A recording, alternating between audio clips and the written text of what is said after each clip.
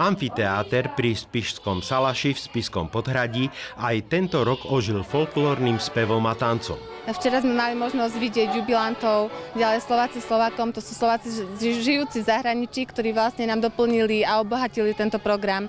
Ďalším programom zaujímavým bolo Dedičstvo, kde vystupovali folklórne súbory plus folklórny súbor Hornát ako hostujúci folklórny súbor.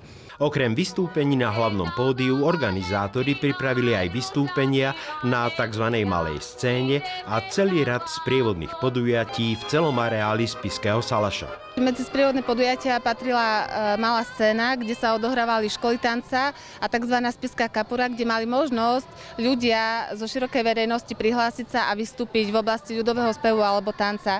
V rámci sprievodných podujatí tu boli pripravené detské atrakcie, ochutnávka spišských špecialít a svoju tvorbu v uličke remesiel ponúkali ľudoví rezbári, maliari, drotári, čipkári či medovníkári.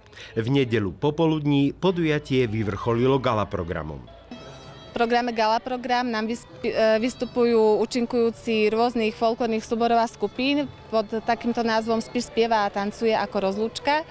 A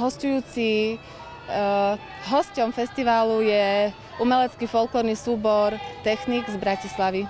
40. ročník spišských folklórnych slávností sa niesol v duchu odovzdávania tradícií a organizátori kládli veľký dôraz na prezentáciu folklórneho dorastu ako nositeľa týchto tradícií.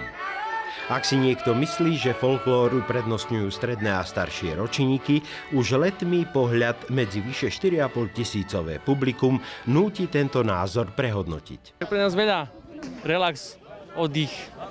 A to je asi tak všetko. Zabáva, trošku uvoľnenie od každodenných stresov. Tak je to pekné, no.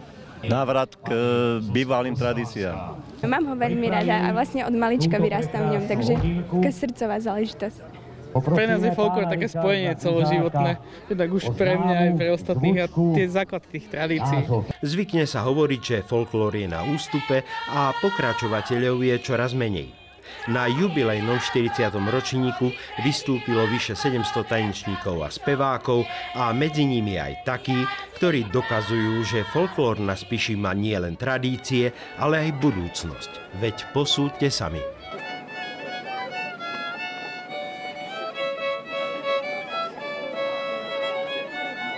Hore ruku! Hej, hop!